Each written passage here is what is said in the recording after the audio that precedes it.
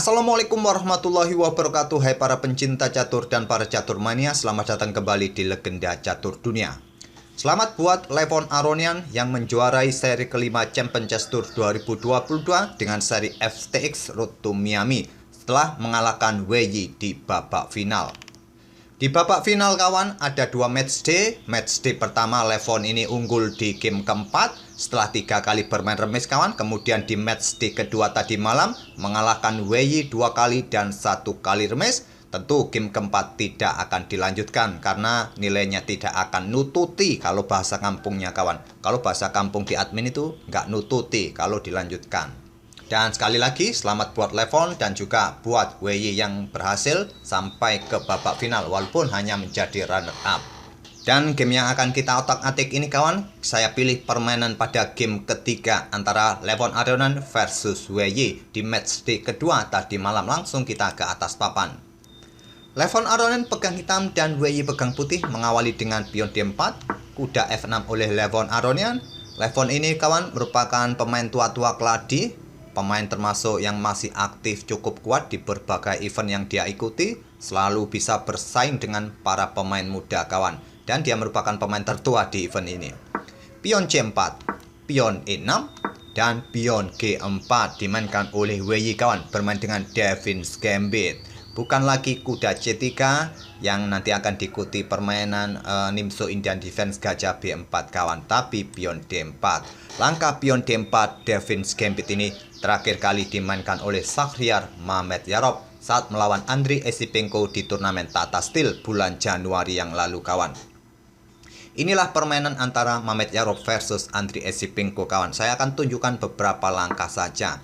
Di sini gambit ini tidak diterima kawan oleh Andriy Esipenko saat itu memainkan pion D5 dan di sini pion didorong lagi oleh Mamedyarov, kemudian kuda ke E4, gajah G2 dan gajah B4 skak, raja bergeser dan selanjutnya di sini kawan rokade oleh Esipenko, permainan berakhir miss di langkah ke-26. Jadi saya tak perlu lagi melanjutkan langkah-langkahnya, langsung kita kembali ke permainannya Weyi versus Levon Aronian. Levon tidak bermain dengan pion D5 ataupun juga menerima gambit ini kawan. Kalau gambit ini diterima, kalau kita menganalisanya menggunakan Stockfish, admin tidak terlalu paham soal Devil's Gambit ini, jadi saya tunjukkan jalur Stockfish saja kawan. Kuda F3, gajah G2 bisa dilanjutkan atau merebut petak pusat dengan 3 pion ini kawan, bisa kalian lanjutkan seperti ini. Dan tentu saja dengan ancaman bagi kuda yang ada di petak G4, mungkin di sini engine menyarankan dengan pion F5 ataupun melakukan skak terlebih dahulu. Kalau kuda ditarik mundur kembali ke petak F6, pion ini bisa dimainkan kawan. Gajah melakukan skak di sini, kalian tutup dengan kuda, kemungkinan kuda juga akan bergerak ke peta ini, jadi langsung diblokade oleh gajah, langsung menantang pertukaran kawan. Oke, kita kembali lagi ke langkah aslinya. Jadi gambit ini ditolak oleh Levon Aronian, tidak memilih dengan pion D5, langsung gajah B4 skak. Dan ini merupakan langkah baru di langkah ketiga ini kawan, yang belum pernah terjadi sebelumnya di game-game sebelumnya. Diblokade oleh gajah D2, terjadi pertukaran, dipukul balik oleh menteri, dan di sini hitam atau Levon melanjutkan sekarang pion D5, tidak melanjutkan untuk ambil pion ini lagi kawan. Ambil pion ini tak ada masalah bagi hitam. Engine menyarankan langsung ambil pion ini, tapi pion D5 dipilih oleh Levon.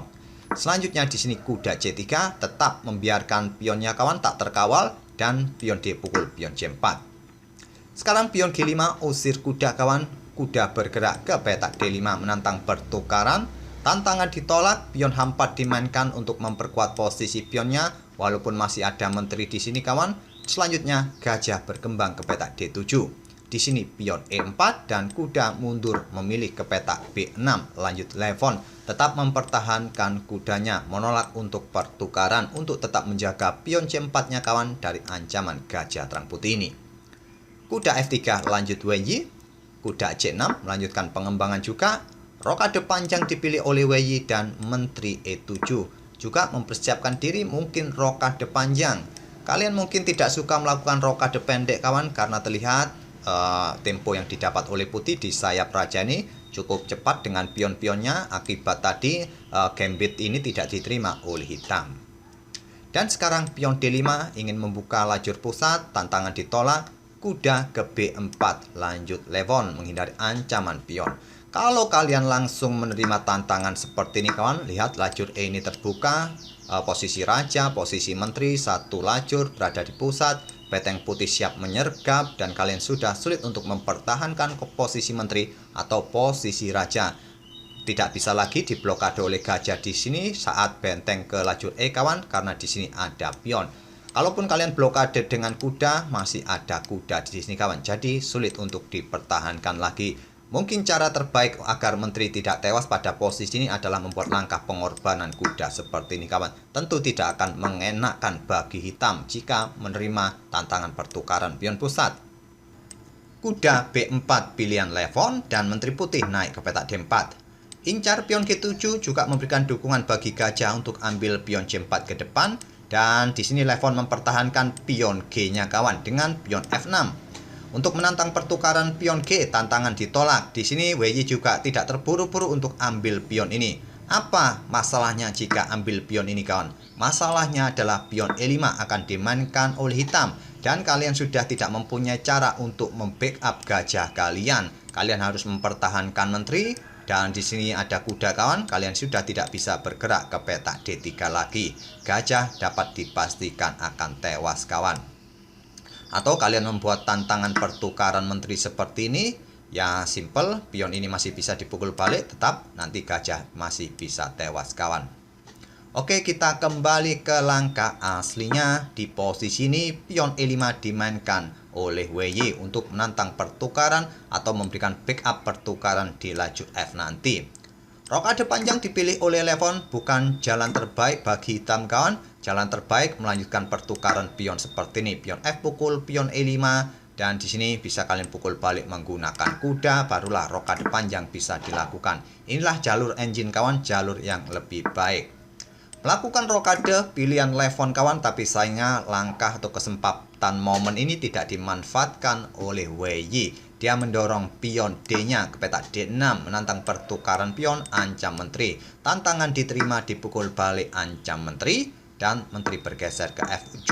Coba kita mundur lagi kawan. Pada posisi ini Stockfish menyarankan pertukaran seperti ini kawan. Setelah dipukul balik, kalian bisa pukul balik menggunakan pion G. Mungkin menteri akan bergeser ke peta F7. Di sini gajah bisa ambil pion yang ada di peta C4 kawan.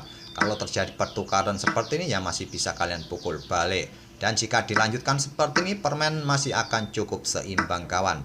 Dan menteri tinggal bergeser ke peta D4 untuk menjaga pion. Permainan masih cukup seimbang. Oke, kembali ke langkah aslinya. Jadi WY mendorong pion D6-nya. Setelah pion C pukul pion D6 dipukul balik oleh pion E ancam menteri.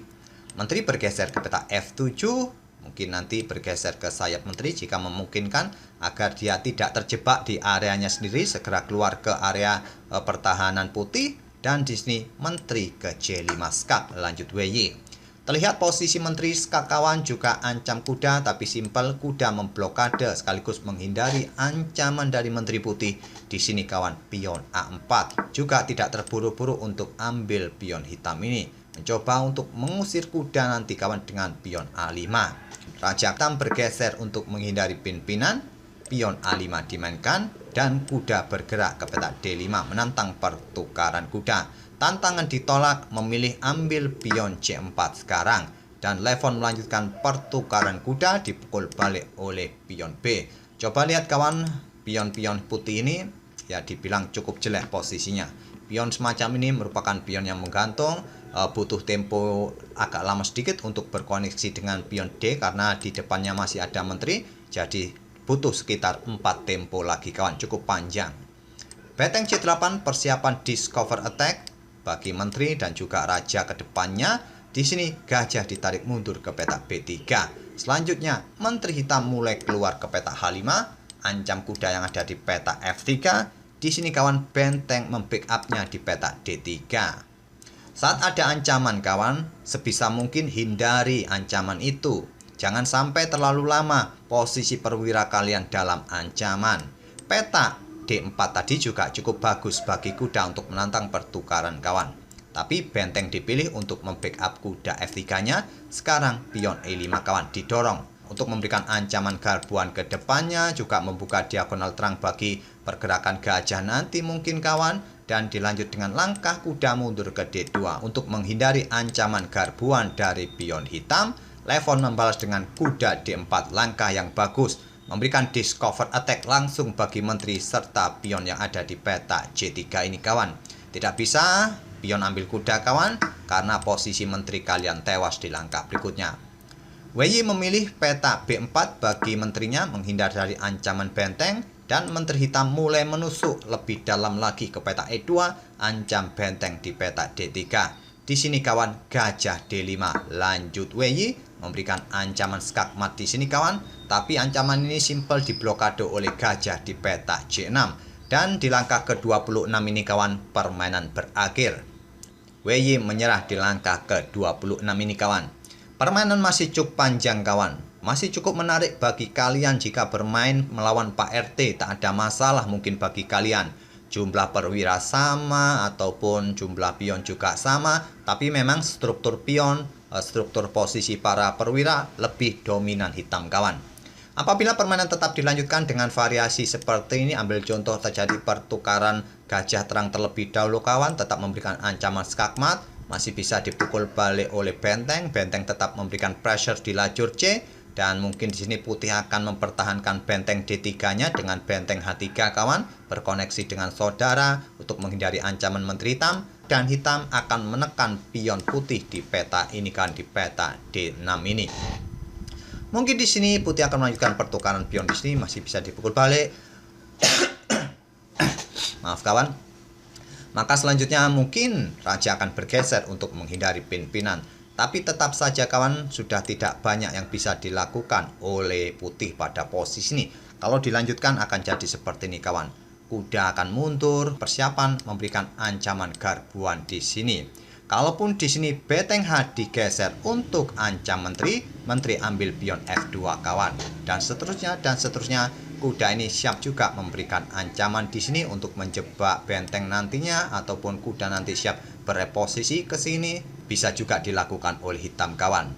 Dan pion-pion ini juga nanti bisa ke depannya bisa dihandalkan untuk promosi ke depan. Sampai di sini saya tidak akan melanjutkan permainan lagi kawan, tapi memang cukup panjang gamenya, masih cukup menarik untuk level post ronda. Selamat buat Levon Aronian yang menjuarai seri kelima Champion Chess Tour 2022 ini. Dan semoga permainan kedua pemain ini bisa menghibur kalian dan bisa menjadi bahan referensi dalam permainan seperti ini tadi kawan. Sampai mana tadi di awal-awalnya seperti apa? Pembukaan seperti ini bisa jadi bahan referensi kalian. Mungkin kalian ingin coba-coba untuk melakukan gambit seperti ini, tidak bermain dengan kuda C3, bermain dengan Nimzo Indian seperti ini kawan. Ada juga kawan pada posisi ini bermain dengan pion G4. Ada juga yang bermain seperti ini kawan. Semoga permainan kedua pemain ini bisa menghibur kalian dan kita akan bertemu di video-video berikutnya. Terima kasih. Wassalamualaikum warahmatullahi wabarakatuh.